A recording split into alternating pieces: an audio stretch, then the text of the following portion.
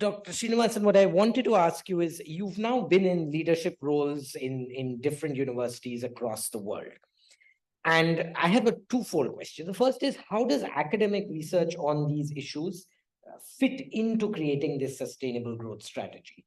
How do you talk to Dr. Ravi and then talk to the ministers and politicians out there?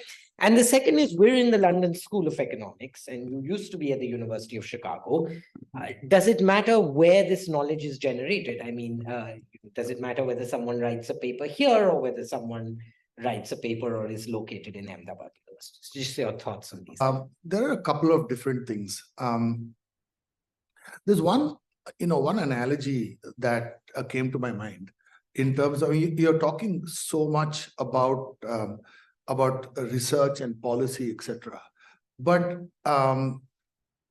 really abstracting out a little bit from that, you want to create an incredibly rich ecosystem for addressing the problems with around sustainable growth that has been repeated again and again, the environment and climate change. And if you think back, 60 years ago, we needed to create that for the technology to build the country. So we had the IITs, right? And we created these IITs. And of course, they weren't operating in a huge research environment. They were just plain educating. But the education that they did had to happen in India for Indians, many of whom were trained overseas, but they came and taught in India at the time, and created generation after generation who are represented here. You yourself went to one of these places, right? Janavi's dad went to one of these places. A lot of us have got something to do with the IITs and owe a lot to it.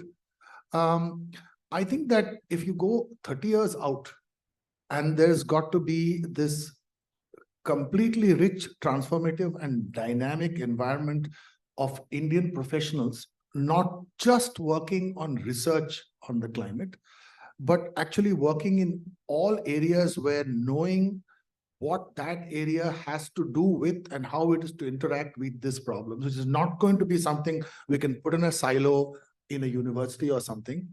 There is a need to create that cohort. There's also a different moment among young people today than there was in the 50s, 60s when the IITs, etc. were really getting going, right? Why did people go to the IITs then? It was kind of a breakout of your middle class or lower middle class bubble, like I'll crack the IIT, go abroad, do something, and I will create a different trajectory of growth for myself. Young people, Indian young people today, many of them are here, and many of them are not even Indian. They're overseas, etc. They are looking to slightly different ambitions in terms of what they want to do with their lives, and many of them. I think Robin referred to this yesterday as well. Got aware earlier about the seriousness of this problem, and want to do something about it. But there's not. What can you do? Oh, I'll become an engineer and then figure it out. There's a reason to actually have studied it in its basic form while you are an undergraduate and then a graduate student, if need be, and then you contribute towards it. I don't think that can be done that's not a full answer, but if you just look at that answer, and I think that answer goes a little to the heart of India, you can't do that from far away, right? Now, once you can't do that from far away, then you think to yourself, well, there are many good things that can be done from far away. There are great, you're here in Warwick, and you were in Chicago before, Robin's here. You're at the World Bank, and you all have things to say and impacts to have on India. But who was it earlier? Som said policy is very political, right? And it's going to help if the economics and the policy are genuinely owned in an Indian context. And that's not going to be just by an Indian who happens to fly in and out, but someone who's there and belongs in that conversation in a very, very regular way. So that's one thing. The other thing that I think can happen, I think, much more organically and constructively in India. And this is a little bit of a statement, is also a little bit of a hope that came from this morning's when Som was speaking, and I think somebody said, well, we don't know much about that. Our engineer friends should research us. It's a pity that the engineer friends are not in the room. In India, the engineer friend is always in the room because they're like cockroaches. They're all over. So, but more seriously, right? There are.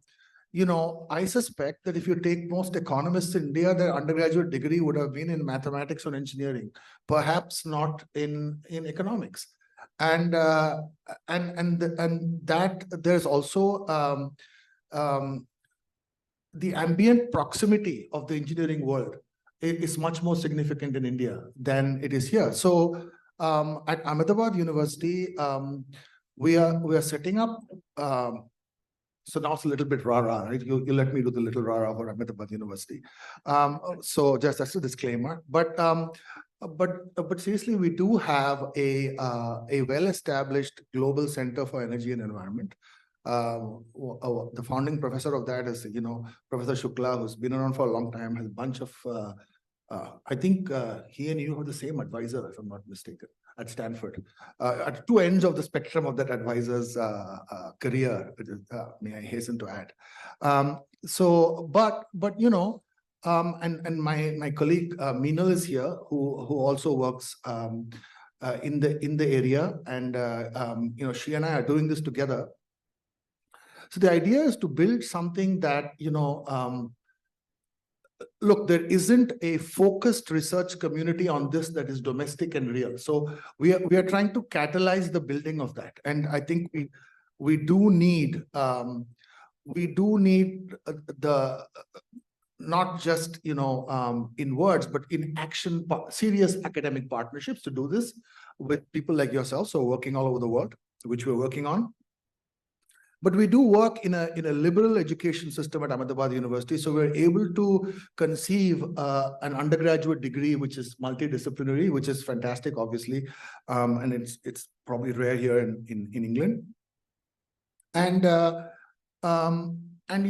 Gujarat, has been mentioned a few times today as well, is a very progressive state on policy. We have found this when we launched the PM 2.5 markets there at Chicago.